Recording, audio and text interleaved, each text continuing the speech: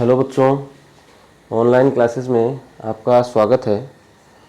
पिछले वीडियो में हमने अपवर्तन तो देखा था, लेकिन अपवर्तन के साथ में आपने अपवर्तन पर आधारित जो नियम थे उनको और देखा था। अपवर्तन के नियमों को देखने के बाद में हम लोग दैनिक जीवन में अपवर्तन के कुछ उदाहरण पढ़ रहे थे, ठीक है ना।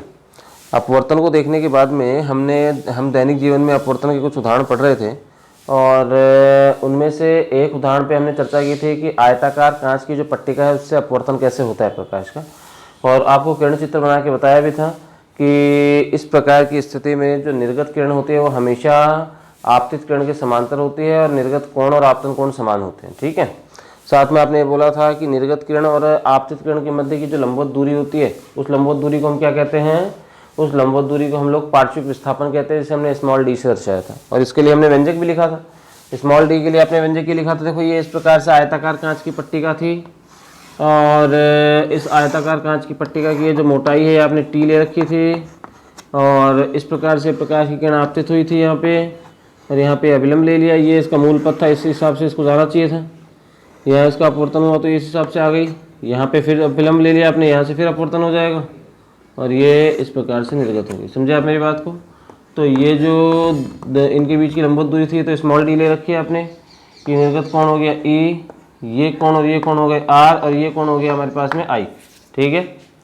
और यहाँ से आपने एक ये बोला था कि हमने यहाँ पे पार्श्विक विस्थापन का मान ज्ञात किया था, वो हमारे पास में क्या था I T into 1-1/n। n मतलब ये जो कांच की पट्टिका है इसके पदार्थ का अपवर्तनांक ले रखा है आपने, है ना। कांच की पट्टिका के पदार्थ का अपवर्तनांक ले रखा है आपने। इसके बारे में भी हम लोग चर्चा करेंगे कि यहाँ पे अकेला n क्यों लिया आपने, n21 या n12 क्यों नहीं लिया, तो उसके बारे में हम लोग चर्चा करेंगे, ठीक है। फिर उसके बाद में आपने देखा था आभासी और वास्तविक गहराई का व्यंजक, ठीक है। और आपने ये बोला था कि किसी पानी से भरे हुए या किसी द्रव से भरे हुए किसी पात्र का जो पैंदा होता है वो ऊपर उठा हुआ दिखाई देता है, ठीक है ना। द्रव से भरे हुए किसी पात्र का पैंदा ऊपर उठा हुआ दिखाई देता है, ठीक है ना। समझे आप मेरी बात को। और इसके आधार पे आपने देखो, जैसे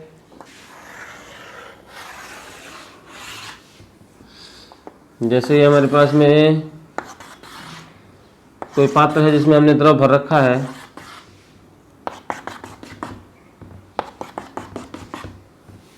ठीक है। और ये जैसे हमारे पास में इसका कोई पात्र का आधार हो गया बिंदु O, तो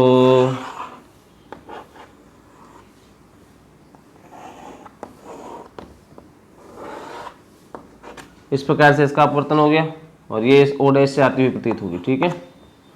और ऐसे ही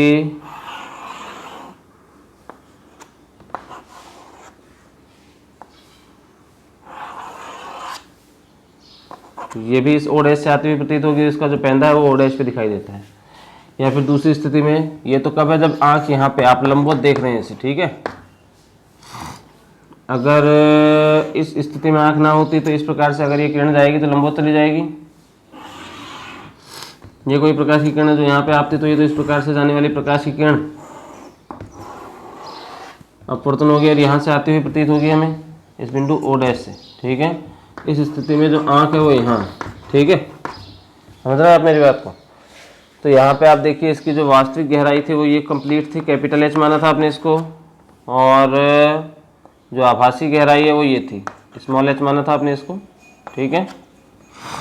अब आपने बोला था कि वास्तविक गहराई यानी कैपिटल H और आभासी गहराई यानी स्मॉल h का जो अनुपात होता है वो इस पात्र में भरे हुए द्रव के अपवर्तनांक यानी n के बराबर होता है, ठीक है ना।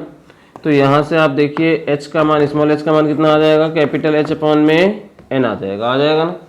तो यहाँ से एक बात और देखना आप, ये वास्तविक गहराई है और ये आभासी गहराई है, इनके बीच का जो अंतर होता है उसको हम क्या कहते हैं, इनके मध्य का अंतर क्या कहलाता है, अभिलंब विस्थापन कहलाता है। क्या कहलाता है, अभिलंब विस्थापन कहलाता है, ठीक है ना। वास्तविक गहराई और आभासी गहराई के मध्य का जो अंतर है वो क्या कहलाता है, अभिलंब विस्थापन कहलाता है। समझ गए आप मेरी बात। तो यहाँ से अगर अपन देखें इस अभिलंब विस्थापन को भी स्मॉल डी से दर्शाते हैं, और ये स्मॉल डी बराबर हमारे पास में क्या होगा, वास्तविक गहराई कैपिटल H माइनस आभासी गहराई स्मॉल h। तो यहाँ से capital H minus small h का जो मान है वो हमारे पास में ऊपर है कितना, कैपिटल H अपॉन में n, तो कैपिटल एच हमने कॉमन ले लिया तो क्या आ जाएगा 1 - 1/n आ जाएगा। समझे आप मेरी बात को? ये स्मॉल डी का मान आ गया। ये हमारे पास में व्यंजक था अभिलंब विस्थापन का, ठीक है, ये हमने देखा था कल। अब आज हमें इसके आगे चर्चा करनी है कुछ बातों पे।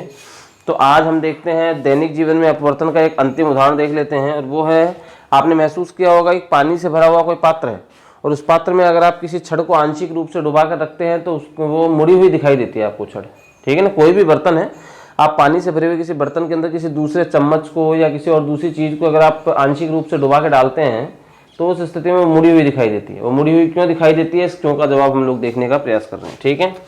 देखिए क्या होगा, दैनिक जीवन में अपवर्तन का की उदाहरण देख रहे थे हम लोग, और ये अंतिम उदाहरण है। उसके बाद में वायुमंडलीय अपवर्तन आ जाएगा, ठीक है। देखेंगे वायुमंडलीय अपवर्तन के बारे में भी हम लोग देखेंगे। पहले हम लोग देखते हैं दैनिक जीवन में अपवर्तन का अंतिम प्रतिरूप। देखें दैनिक जीवन में अपवर्तन के उदाहरण।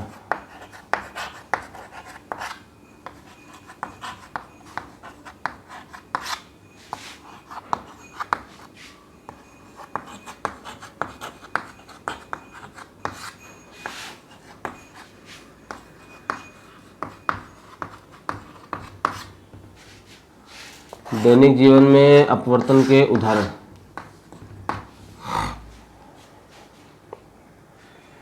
और दैनिक जीवन में अपवर्तन के जो उदाहरण हैं ये हम देख रहे थे। इसमें अंतिम उदाहरण था तीसरा, दो तो आपको पीछे बता दिए, एक तो कांच की पट्टी का वाला, और दूसरा आपको बता दिया है अभी जो आपको बताया था ये आभासी और वास्तविक गहराई वाला, ठीक है।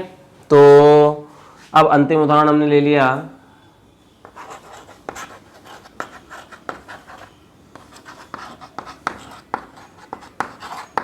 जल में आंशिक रूप से डूबी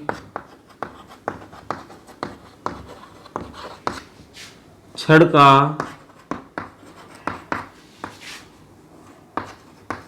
मुड़ा हुआ दिखाई देना।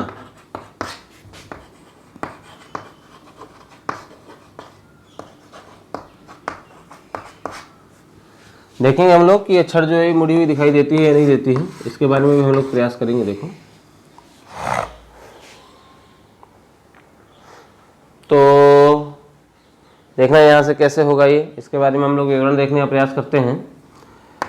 तीसरे सवाल के बारे में आप, तीसरे टॉपिक के बारे में आप देख रहे थे, जैसे हमारे पास में द्रव से भरा हुआ कोई एक पात्र ले रखा है हमने, ठीक है, और इसमें हमने ये डाल रखा है द्रव।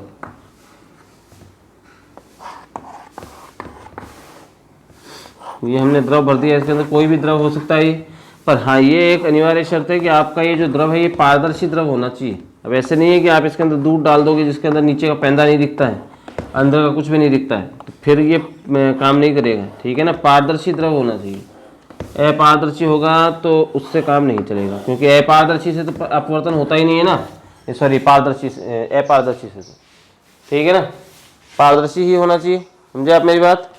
तो यहाँ से अगर अपन देखते हैं इसमें क्या होता है और किस प्रकार से होता है। ये हमारे पास में हो गया पात्र, और इस पात्र में आपने ये एक छड़ ले रखी है जो कि आंशिक रूप से डूबी हुई है,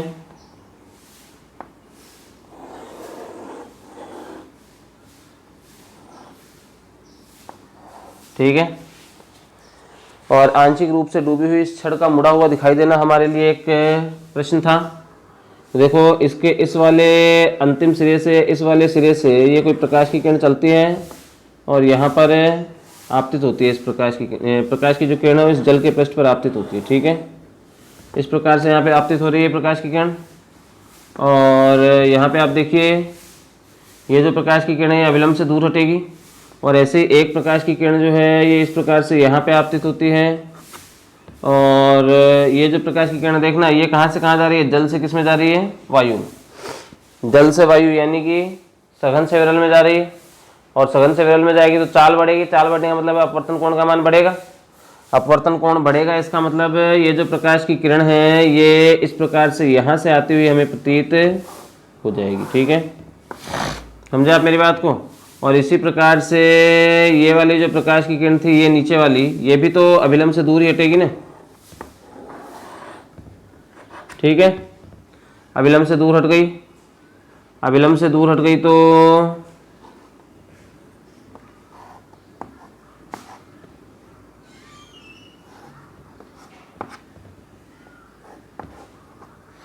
इस प्रकार से हमें जो छड़ है ये मुड़ी हुई दिखाई देती है। ठीक है ना, समझे आप मेरी बात को? मतलब हमने ये बोला था कि द्रव से भरे हुए या जल से भरे हुए किसी पात्र में आंशिक रूप से डूबी हुई जो छड़ होती है वो कैसे दिखाई देती है? हमें मुड़ी हुई दिखाई देती है। ठीक है, और वो मुड़ी हुई क्यों दिखाई देती है? अपवर्तन के कारण से दिखाई देती है। कैसे होता है इसमें अपवर्तन?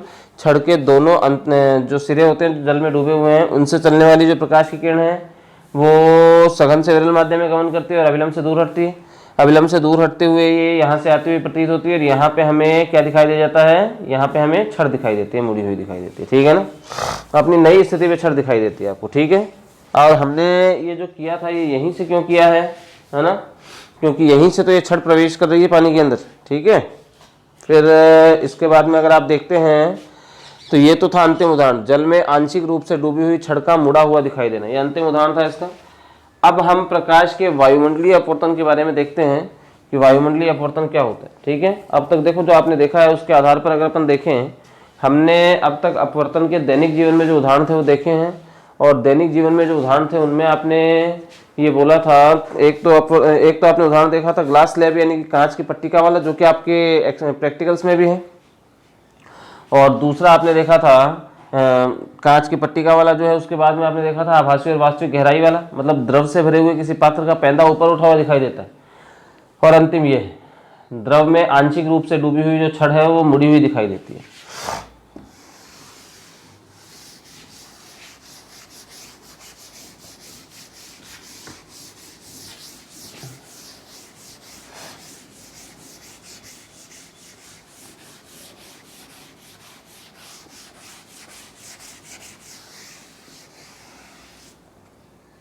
अब देखिए वायुमंडलीय उदाहरण के बारे में हमें देखना है, क्या होते हैं वायुमंडलीय उदाहरण, इनके बारे में हम लोग चर्चा करते हैं। देखिए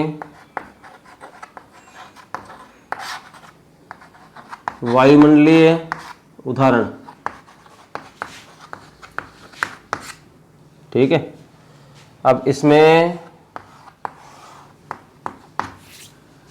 पहला उदाहरण हमारे पास में है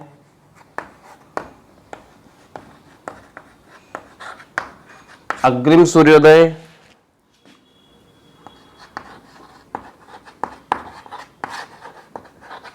व पश्चिम सूर्यास्त। अग्रिम सूर्योदय व पश्चिम सूर्यास्त, ये हमारा टॉपिक था वायुमंडलीय उदाहरण का पहला टॉपिक। ठीक है, तो हमने क्या बोला है, वायुमंडलीय उदाहरण हम देख रहे हैं, और वायुमंडलीय उदाहरण में हमने क्या बोल दिया, वायुमंडलीय उदाहरण में हमने बोला है अग्रिम सूर्योदय व पश्चिम सूर्यास्त, मतलब सूर्य जो है वो अपने उदय से कुछ समय पहले दिखाई देने लग जाता है, सूर्योदय से कुछ समय पहले सूर्य दिखाई देता है, और ऐसे ही सूर्यास्त के कुछ समय बाद तक सूर्य दिखाई देता है। वो क्यों दिखाई देता है, इस क्यों का जवाब मैं आपको बताता हूँ। देखिए एक बात तो जैसे आपको ये पता है कि पृथ्वी के पास में जो वायु होती है ज़्यादा होती है, और जैसे जैसे आप ऊपर जाते जाओगे वैसे वैसे वायु की मात्रा कम होती जाएगी, ऑक्सीजन लेवल कम होता है। मतलब आप ये बोल सकते हो कि पृथ्वी के पास में वायु का घनत्व अधिक होता है और पृथ्वी से दूर या ऊपर की तरफ जाने पर वायु का घनत्व कम होता है। ठीक है ना, अगर पृथ्वी के पास में वायु का घनत्व ज़्यादा है, अधिक है, इसका मतलब आप ये कह सकते हैं कि पृथ्वी के पास का जो माध्यम है वो कैसा है, सघन माध्यम है, और पृथ्वी से दूर अगर वायु का घनत्व कम है तो इसका मतलब ये कहा जा सकता है कि पृथ्वी से दूर का जो माध्यम है वो कैसा है, विरल माध्यम है। समझ रहे हैं आप मेरी बात को? तो यहाँ से अगर अपन देखें, देखिए जैसे ये हमने ले लिया यहाँ पे पृथ्वी,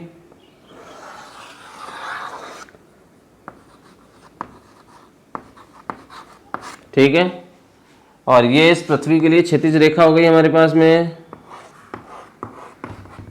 ठीक है, अब यहां जैसे हमने ले लिया सूर्य,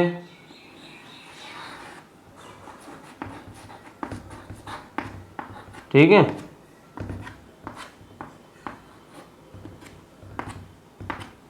समझ रहे हैं आप मेरी बात को? यहां जैसे हमने ले लिया सूर्य, तो आपको ये पता है कि ये जो सूर्य, हालांकि हमें ये पता है देखो सूर्य जो है पृथ्वी से बड़ा होता है, लेकिन फिर भी हमने यहाँ पे सूर्य छोटा क्यों बना रखा है, क्योंकि सूर्य की पृथ्वी से दूरी बहुत ज़्यादा होती है और सूर्य हमें इसलिए छोटा दिखाई देता है। इतनी अधिक दूरी के कारण से सूर्य हमें छोटा दिखाई देता है। हालांकि आपको ये पता होगा कि जो कुछ तारे होते हैं वो तारे भी है ना सूर्य से भी बड़े होते हैं, कई गुना, 1000 गुना तक बड़े होते हैं, लेकिन वो तारे तो हमें और भी छोटे छोटे दिखाई देते हैं क्योंकि उनकी दूरियां तो और भी बहुत ज़्यादा होती हैं। ठीक है, उतनी लंबी दूरी का जो आवागमन है वो संभव नहीं है हमारे लिए, हम वहां तक नहीं पहुंच सकते। ठीक है ना, अभी तक की टेक्निक के आधार पर तो नहीं पहुंच सकते। भविष्य में अगर ऐसी कोई टेक्नोलॉजी आती है तो आपको पता चल जाएगा। देखिए, तो ये सूर्य है हमारे पास में और ये सूर्य की वास्तविक स्थिति है।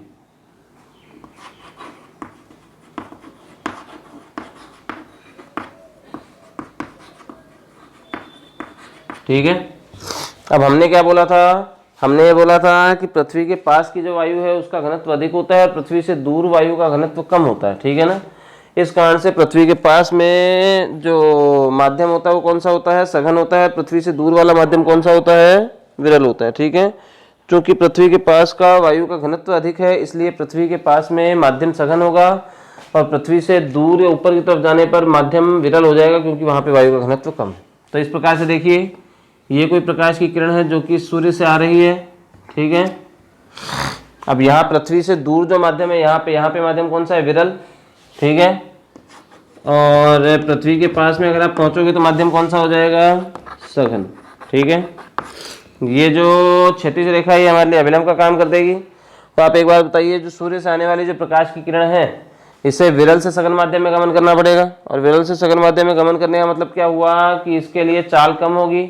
चाल कम होने का मतलब अपवर्तन कोण का मान कम होगा और अपवर्तन कोण का मान कम होने का मतलब है कि ये जो प्रकाश की किरण है ये अभिलंब की ओर झुक जाएगी और ये प्रकाश की जो किरण है ये अभिलंब की ओर झुक जाएगी। यहाँ पे आ गया हमारे पास में, है ना, ये सूर्य हमें यहाँ दिखाई देता है, ये सूर्य की आभासी स्थिति हो गई। ठीक है, हालांकि छोटा नहीं दिखाई देगा, जो आकार है वास्तव में उसी आकार का दिखाई देगा। मतलब यहाँ पे जो आकार है, ऐसे नहीं कि यहाँ पे बड़ा है यहाँ पे छोटा है ना। ये सूर्य की आभासी स्थिति होगी, समझे आप मेरी बात को, है ना। ये सूर्य की आभासी स्थिति होगी, मतलब हमने क्या बोला था कि सूर्य से आने वाली जो प्रकाश की किरण है इस स्थिति में उसे विरल से सघन माध्यम में गमन करना पड़ेगा और अगर ये विरल से सघन माध्यम में गमन करेगी तो इसका मतलब ये अभिलंब की ओर झुक जाएगी और अभिलंब की ओर झुकने वाली जो प्रकाश की किरण है वो यहाँ पे पहुंचेगी और यहाँ पे सूर्य का आपको आभासी प्रतिबिंब बनेगा। ठीक है ना, दिखाई देगा। अब हमारे मन में एक प्रश्न बनता है, कितनी गहराई तक, जरूरी है कि यहीं तक सूर्य हो तो ही दिखाई दे, यहाँ पे होने पे दिखता तो, या यहाँ होने पे दिख जाता तो सूर्य यहाँ होता, या फिर यहाँ होता, या फिर यहाँ होता और नीचे हो जाता कहीं पे भी। मतलब सूर्य की किस स्थिति से आपको ये दिखाई दे सकता है या किस स्थिति तक आपको प्रतिबिंब आभासी स्थिति पर दिखाई दे सकता है। ठीक है ना, इसके बारे में हम देखें तो एक बात आप देखना कि ये जो सूर्य है ये अपनी वास्तविक स्थिति से लगभग 1/2 डिग्री यानी आधे डिग्री पे ऊपर उठा हुआ दिखाई देता है। ठीक है, अब जैसे सूर्योदय की बात है, ठीक ना, तो सूर्योदय के समय सूर्य यहाँ से नीचे से आ रहा है और यहाँ पे आता आता आता जब यहाँ पे पहुंचेगा तो यहाँ पे पहुंचते ही सूर्य के लिए वायुमंडलीय अपवर्तन होगा और उस वायुमंडलीय अपवर्तन के कारण से जो सूर्य है वो अपनी 1/2 डिग्री पर ऊपर उठा हुआ दिखाई देगा और सूर्य हमें यहाँ पे अपनी आभासी स्थिति में दिखने लग जाएगा। ठीक है ना, कितने समय तक, लगभग 2 मिनट के समय तक ये हमें दिखाई देता है। ठीक है, समझे आप मेरी बात को। फिर सूर्यास्त होता है तो सूर्य जो है यहाँ से वापस से नीचे जाएगा और जब यहाँ पे सूर्य अस्त के समय जब सूर्य यहाँ पे पहुंचता है तो वापस से सूर्य ऊपर उठा हुआ दिखाई देगा अपनी आभासी स्थिति पे। ये भी आधे डिग्री पर दिखाई देता है और कितने मिनट के लिए दिखाई देता है, लगभग 2 मिनट के लिए ये दिखाई देता है।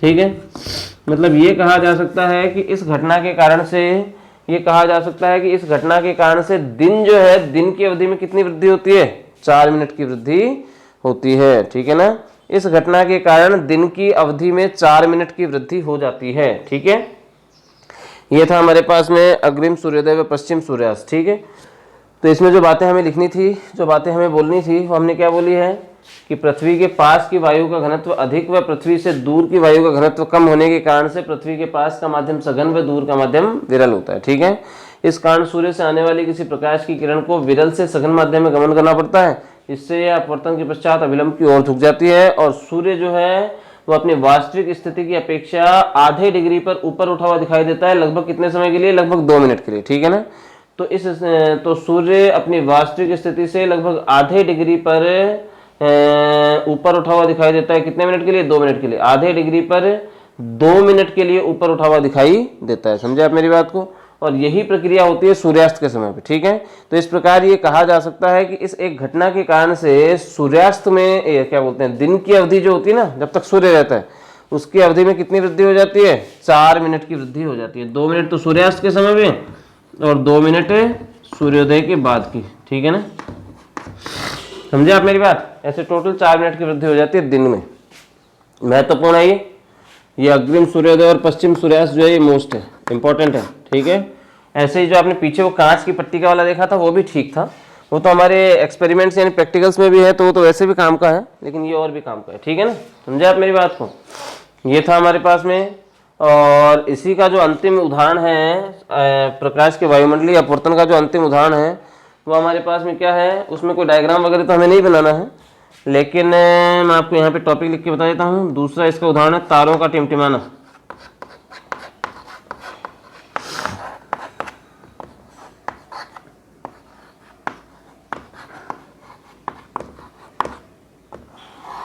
तारों का टिमटिमाना, ठीक है।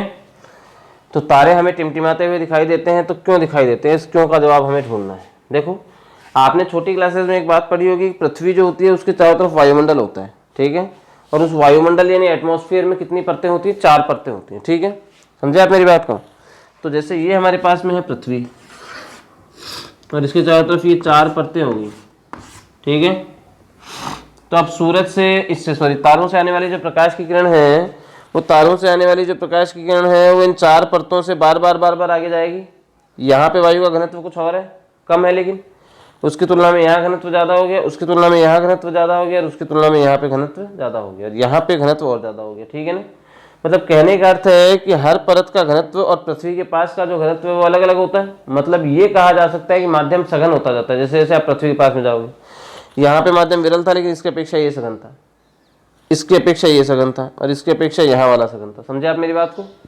इसका मतलब ये है कि तारों से आने वाली जो प्रकाश की किरण है वो बार बार जब हमारी इन वायुमंडलीय परतों से गुजरती है तो उसका बार बार क्या होता है, अपवर्तन होता है। जैसे जैसे माध्यम चेंज होता है, जैसे जैसे घनत्व चेंज होता है वायु का, तो उसके हिसाब से इसका बार बार अपवर्तन होता है। मतलब तारों से आने वाली प्रकाश की किरण जब हमारे वायुमंडल से गुजरती है तो पृथ्वी के वायुमंडल की 4 परतों से उसका बार बार अपवर्तन होता है, ठीक है। और बार बार अपवर्तन होने के कारण से उसका जो प्रतिबिंब हमारी रेटिना पे बनता है, उस रेटिना पे बनने वाले प्रतिबिंब की स्थिति बार बार परिवर्तित होती रहती है, ठीक है। और उसकी स्थिति बार बार जब हमारे रेटिना पे चेंज होती है तो हमें जो वो तारा है वो टिमटिमाता हुआ दिखाई देता है। समझ रहे हैं आप मेरी बात को।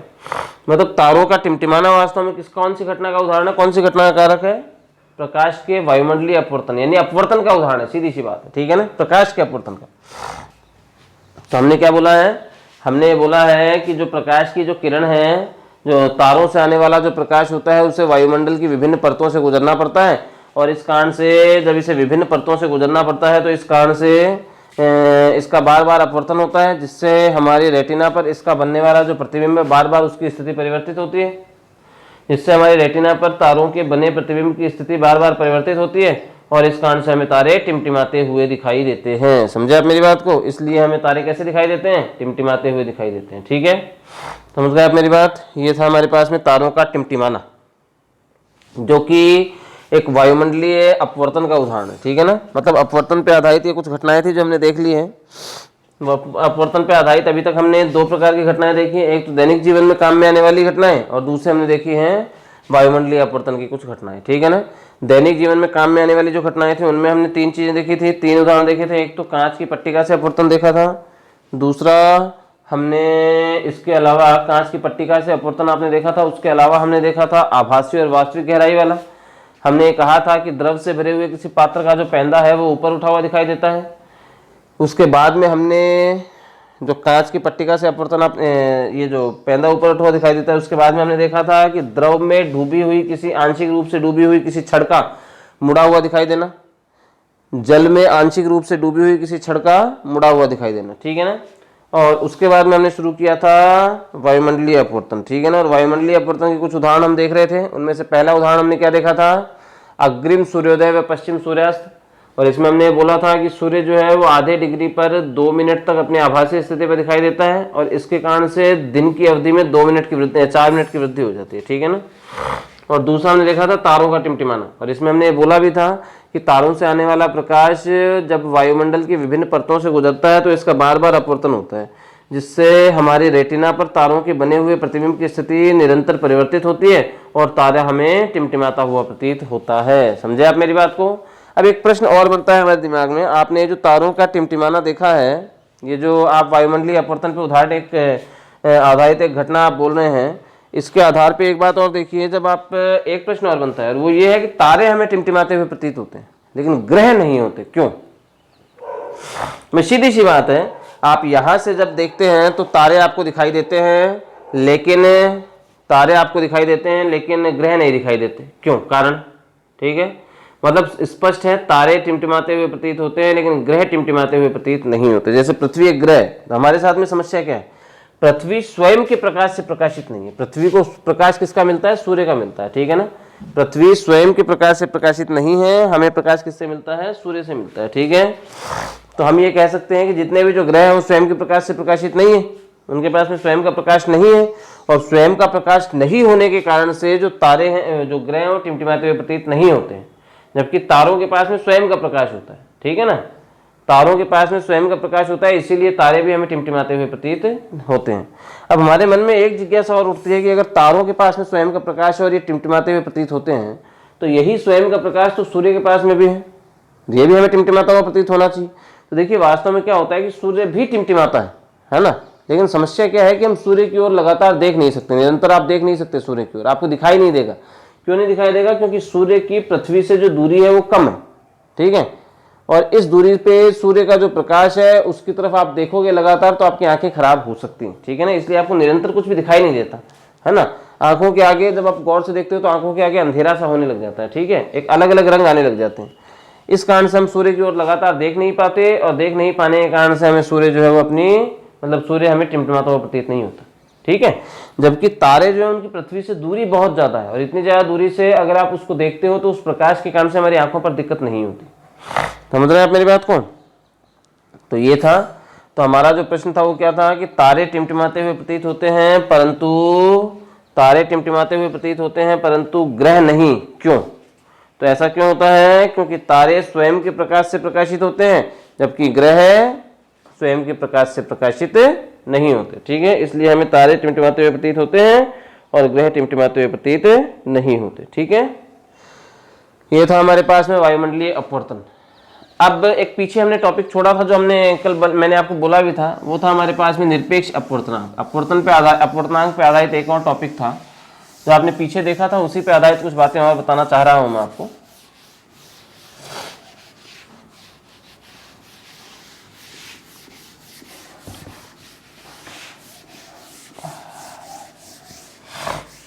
इस निरपेक्ष अपवर्तनांक को बताने से पहले पीछे की एक बात रिपीट करता हूं। देखो आपने ये बोला था कि n21 बराबर हमारे पास में क्या होता है?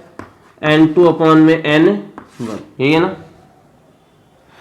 और इसमें हमने बोला था कि अंश का हर के सापेक्ष अपवर्तनांक होता है, अंश का हर के सापेक्ष अपवर्तनांक, अंश का हर के सापेक्ष अपवर्तनांक, या ऊपर वाले का नीचे वाले के सापेक्ष अपवर्तनांक।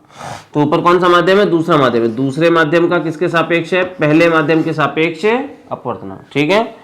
दूसरे माध्यम का पहले माध्यम के सापेक्ष अपवर्तनांक हमें देखना है, ठीक है। दूसरे माध्यम का पहले माध्यम के सापेक्ष अपवर्तनांक हमें देखना है, ठीक है। तो यहां से अगर अपन चर्चा करते हैं दूसरे माध्यम का पहले माध्यम के सापेक्ष अपवर्तनांक, अगर अपन देखते हैं तो देखिए आपने बोला है कि जिसका अपवर्तनांक होगा वो तो ऊपर आएगा और जिसके सापेक्ष होगा वो नीचे आएगा, यही ध्यान रखना। जिसका अपवर्तनांक होना है वो ऊपर आएगा और जिसके सापेक्ष होना है वो नीचे आएगा, ठीक है ना। तो इसी के आधार पे, इसी एक लॉजिक को ध्यान में रखते हुए हम लोग हमारा टॉपिक शुरू करते हैं, और वो है निरपेक्ष अपवर्तनांक, ठीक है। हम हमारा टॉपिक स्टार्ट करते हैं और उस टॉपिक का नाम क्या है हमारे पास में? निरपेक्ष अपवर्तनांक। निरपेक्ष अपवर्तनांक, तो इसके बारे में अगर अपन देखें, निरपेक्ष अपवर्तनांक के बारे में देखिए क्या होता है और किस प्रकार से होता है। तो देखो किसी भी माध्यम का निर्वात या वायु के सापेक्ष जो अपवर्तनांक होता है ना, ठीक है, किसी भी माध्यम का निर्वात या वायु के सापेक्ष जो अपवर्तनांक होता है वो क्या कहलाता है? निरपेक्ष अपवर्तनांक कहलाता है। इसे केवल n से लिखते हो आप, केवल n, n21 या n23 या 13 या कुछ भी नहीं लिखना आपको, केवल क्या बोलना है? केवल n लिखना है। और इसमें परिभाषा आपने क्या बोली? किसी माध्यम का निर्वात या वायु के सापेक्ष अपवर्तनांक निरपेक्ष अपवर्तनांक कहलाता है, ठीक है। किसी माध्यम का निर्वात या वायु के सापेक्ष अपवर्तनांक निरपेक्ष अपवर्तनांक कहलाता है। जैसे अब जिसका अपवर्तनांक होगा वो ऊपर लिखा जाएगा और जिसके सापेक्ष होगा वो नीचे लिखा जाएगा। तो हमने बोला है कि माध्यम का, किसी माध्यम का निर्वात या वायु के सापेक्ष अपवर्तनांक निरपेक्ष अपवर्तनांक कहलाता है। तो किसका अपवर्तनांक है? ये माध्यम का अपवर्तनांक है। तो यहां से आप देखिए माध्यम का अपवर्तनांक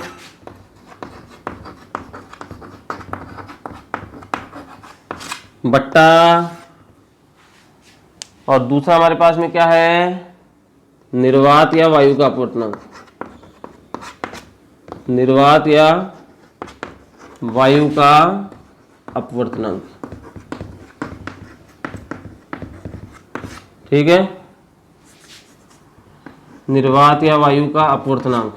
ठीक है, तो यहां से अगर अपन देखें माध्यम का अपवर्तनांक बट्टा में आ गया निर्वात या वायु का अपवर्तनांक आ गया n का मान। ठीक है, तो यहां से अगर अपन देखें, देखिए क्या होगा और किस प्रकार से होगा हमारे पास में। ये तो था हमारे पास में इसकी परिभाषा से इसके मिलने वाला सूत्र। ठीक है, हमने बोला है कि जो निरपेक्ष अपवर्तनांक है उसके बारे में हमने क्या बोला था, इसे हम लोग n से दर्शाते हैं और इसके बारे में हमने बोला था कि किसी माध्यम का निर्वात या वायु के सापेक्ष अपवर्तनांक क्या कहलाता है?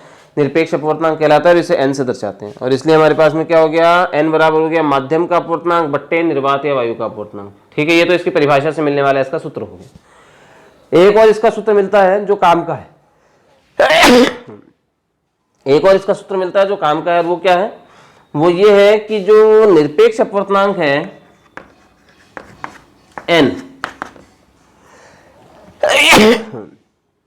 जो निरपेक्ष अपवर्तनांक है n, ये निर्वात में प्रकाश की चाल और माध्यम में प्रकाश की चाल का अनुपात होता है। ठीक है ना, निरपेक्ष अपवर्तनांक जो है ये निर्वात में प्रकाश की चाल और माध्यम में प्रकाश की चाल का अनुपात होता है। ठीक है, तो यहाँ पे आप देखो पहले हमने क्या बोला, निर्वात में प्रकाश की चाल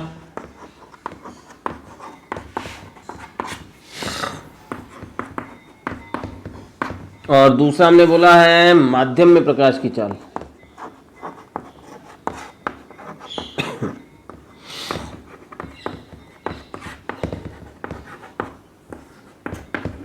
निर्वात में प्रकाश की चाल बट्टा माध्यम में प्रकाश की चाल, इनका अनुपात हो जाएगा ही। निर्वात में प्रकाश की चाल होती है इसे c से दर्शाते हैं और बट्टा माध्यम में प्रकाश की चाल को हमने v से लिख दिया।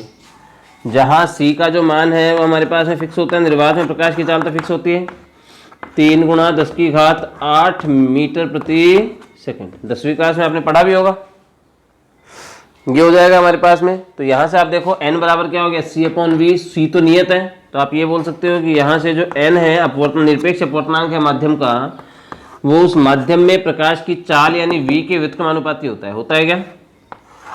है ना? आप ये बोल सकते हो कि निरपेक्ष अपवर्तनांक जो है ये माध्यम में प्रकाश की चाल के व्युत्क्रमानुपाती होता है। ठीक है ना, माध्यम में प्रकाश की चाल के व्युत्क्रमानुपाती होता है। ठीक है, तो यहां से अगर अपन देखें तो आप देखिए इसी प्रकार से अगर आप देखते हैं n21 का मान, n21 का मान हमारे पास में देखो आपने v के व्युत्क्रमानुपाती बोला है। n21 बराबर हमारे पास में क्या होता है? n2/n1। तो यहां से अगर अपन देखें तो हमारे पास में v के रूप में देखो n और v व्युत्क्रमानुपाती है ना, n का 2 ऊपर है तो v का 2 नीचे, और n का 1 ऊपर नीचे है तो v का 1 ऊपर। ठीक है ना, v1 का मतलब क्या हो गया? पहले माध्यम में प्रकाश की चाल, मतलब माध्यम में 1 में प्रकाश की चाल, प्रकाश की चाल बट्टा v2 का मतलब क्या हो गया? माध्यम में 2 में प्रकाश की चाल। ठीक है, माध्यम 2 में प्रकाश की चाल, ये आ जाएगा हमारे पास में। अब इसी प्रकार से अगर आप देखते हैं तो n12 का मान देखिए आप यहां से बराबर हमारे पास में क्या होता है? n1/n2 बराबर हमारे पास में क्या आएगा? v1 और ऊपर आ गया v2, v2/v1।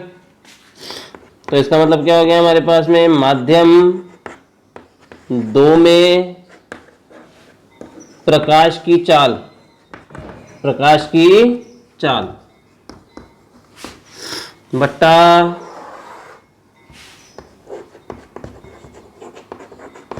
माध्यम 1 में प्रकाश की चाल, ठीक है, माध्यम 1 में प्रकाश की चाल, ठीक है।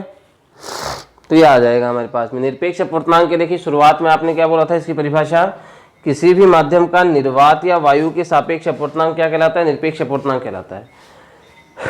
और आपने पीछे ये बोला भी था कि जिसका अपवर्तनांक होगा वो ऊपर आएगा और जिसके सापेक्ष होगा वो नीचे आएगा। तो आपने बोला है किसी माध्यम का निर्वात या वायु के सापेक्ष अपवर्तनांक निरपेक्ष अपवर्तनांक कहलाता है। इसे n से दर्शाते हैं तो इसका सूत्र क्या हो गया, माध्यम का अपवर्तनांक बट्टा निर्वात या वायु का अपवर्तनांक। ये तो इसकी परिभाषा से मिलने वाला इसका सूत्र है।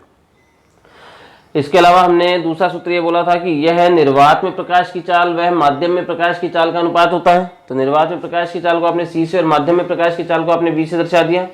c का मान नियत होता है और c का मान हमें कितना दे रखा है, 3 × 10⁸ मीटर प्रति सेकंड, जो आपने कक्षा 10 में पढ़ भी रखा है। और यहाँ से c का मान नियत होने के कारण से आप ये बोल सकते हो कि ये जो n है ये इस v के व्युत्क्रमानुपाती हो गया। और व्युत्क्रमानुपाती होने का मतलब है n21 जिसका मान क्या होता है n2/n1। तो इसके लिए सूत्र क्या हो जाएगा, n का 2 ऊपर है तो v का 2 नीचे, और n का 2 नीचे है तो v का 1 नहीं, n का 1 नीचे है तो v का 1 ऊपर। तो इस n21 का सूत्र क्या हो गया, v1/v2। v1 का मतलब है माध्यम 1 में प्रकाश की चाल और v2 का मतलब है माध्यम 2 में प्रकाश की चाल। ऐसे ही n12 का मतलब क्या होता है n1/n2 या फिर v2/v1 और माध्यम 2 में प्रकाश की चाल बट्टा माध्यम 1 में प्रकाश की चाल, ठीक है। इसके अलावा अगर अपन देखें तो हमारे पास में देखो क्या होगा, अगर हम यहाँ से देखते हैं तो हमारे पास में देखिए क्या होगा, मतलब इसके आगे अगर अपन देखने का प्रयास करें, देखो आप यहाँ से एक बात और ये बोल सकते हैं कि n का मान हमारे पास में क्या था, निर्वात में प्रकाश की चाल बट्टा माध्यम में प्रकाश की चाल। तो निर्वात में प्रकाश की चाल, चाल का मात्रक क्या होता है, मीटर पर सेकंड। तो ऊपर निर्वात में प्रकाश की चाल का मात्रक मीटर पर सेकंड आ गया और बट्टा के अंदर माध्यम में भी प्रकाश की चाल का मात्रक मीटर पर सेकंड आ गया। तो ये कैंसिल हो जाएंगे एक दूसरे से। अगर ये कैंसिल हो जाते हैं तो हम ये बोल सकते हैं कि इसका तो कोई मात्रक बचा ही नहीं है। और अगर इसका कोई मात्रक नहीं बचा, इसका मतलब ये मात्रक व विमाहीन राशि है, ठीक है ना। इसमें हम क्या बोल सकते हैं कि यह है मात्रक व विमाहीन राशि है, यह मात्रक व विमाहीन राशि है। समझे आप मेरी बात को, यह मात्रक व विमाहीन राशि है। यह है हमारे पास में निरपेक्ष अपवर्तनांक। और एक बात और जो महत्वपूर्ण बात है वो ध्यान से सुनना, वो ये है कि जो निरपेक्ष अपवर्तनांक है ये सघन माध्यम के लिए तो ज़्यादा होता है और विरल माध्यम के लिए कम होता है, ठीक है ना। निरपेक्ष अपवर्तनांक सघन माध्यम के लिए ज़्यादा होगा और विरल माध्यम के लिए कम होगा, ठीक है। और निरपेक्ष अपवर्तनांक जो होता है वो किसी एक माध्यम के लिए तो नियत होता है, किसी एक माध्यम के लिए नियत होता है, लेकिन अलग अलग माध्यमों के लिए अलग अलग होता है। जैसे निर्वात के लिए इसका मान फिक्स होता है 1, वायु के लिए होता है इसका 1.0003, ठीक है, लगभग एक ही हो गया। जल के लिए 1.33 हो गया, कांच के लिए 1.45 से 1.5 हो गया, ग्लिसरीन के लिए 1.47 हो गया, और सबसे ज्यादा निरपेक्ष अपवर्तनांक होता है हीरे के लिए 2.42, ठीक है। तो चूंकि हीरे का निरपेक्ष अपवर्तनांक सबसे ज्यादा है, इसलिए हम ये बोल सकते हैं कि हीरा जो है वो प्रकृति का सघनतम माध्यम होता है, ठीक है ना। सबसे सघन माध्यम प्रकृति में कौन सा है, हीरा। मतलब इसमें हीरे के अंदर प्रकाश की चाल जो है वो न्यूनतम होगी, ठीक है ना। सीधी सी बात है, अपवर्तनांक ज्यादा होगा तो चाल कम होगी, क्योंकि दोनों एक दूसरे के व्युत्क्रमानुपाती हैं। हीरे का अपवर्तनांक अधिकतम होने के कारण से हम ये बोल सकते हैं कि प्रकाश की चाल जो है हीरे के अंदर वो न्यूनतम होगी। समझे आप मेरी बात। ये था हमारे पास में निरपेक्ष अपवर्तनांक, ठीक है। अब आगे देखें हम लोग इसमें निरपेक्ष अपवर्तनांक के बारे में अगर हम चर्चा करें, इसमें आगे क्या होगा और कैसे होगा, ठीक है। तो देखते हैं, देखो हमने निरपेक्ष अपवर्तनांक में एक बात तो ये बोल दी कि निरपेक्ष अपवर्तनांक जो है ये किसी एक माध्यम के लिए नियत होता है, लेकिन विभिन्न माध्यमों के लिए भिन्न भिन्न होता है, अलग अलग के लिए अलग अलग होगा। स्पष्ट है। आपने ये बोल दिया कि न्यूनतम मान तो इसका निर्वात या वायु के लिए होता है और अधिकतम मान इसका किसके लिए होता है, 2.42 होता है हीरे के लिए, ठीक है ना। मतलब हीरे में प्रकाश की चाल न्यूनतम होती है, निर्वात या वायु में प्रकाश की चाल अधिकतम होती है, ठीक है। ये था हमारे पास में निरपेक्ष अपवर्तनांक, ठीक है। यही आप देखना, इसीलिए हमने जब वो कांच की पट्टिका वाला अपवर्तन पढ़ा था ना, देखो जब यहाँ पे आपने कांच की पट्टिका वाला अपवर्तनांक पढ़ा था उसमें आपने n काम में लिया था, क्यों, क्योंकि ऊपर वायु थी और यहाँ पे क्या था, कांच था, है ना। तो भी देखो वायु के सापेक्ष आता अपवर्तनांक, इसलिए हमने नहीं लिया था, इसीलिए n काम में लिया था हमने, है ना। सॉरी, माफी चाहेंगे। अब जैसे इस पात्र वाले में आपने देखा था, उसमें भी आपने n काम में लिया था, क्यों, क्योंकि यहाँ पे तो द्रव है, वाटर का W ले लिया आपने, लेकिन यहाँ पे तो एयर ही है, वायु है, तो वायु के सापेक्ष में आएगा अभी भी, और वायु के सापेक्ष में आता है, इसका मतलब निरपेक्ष अपवर्तनांक। तो ये था हमारे पास में निरपेक्ष अपवर्तनांक का विवरण। अब हम आगे देखेंगे इसके कुछ टॉपिक्स के बारे में। निरपेक्ष अपवर्तनांक से आपको जो बिंदु प्राप्त होते हैं उन बिंदुओं के बारे में मैं आपको बता देता हूं। देखो, आपने एक तो इसकी परिभाषा बोली है कि माध्यम का निर्वात या वायु के सापेक्ष अपवर्तनांक, n से दर्शा दिया इसको आपने।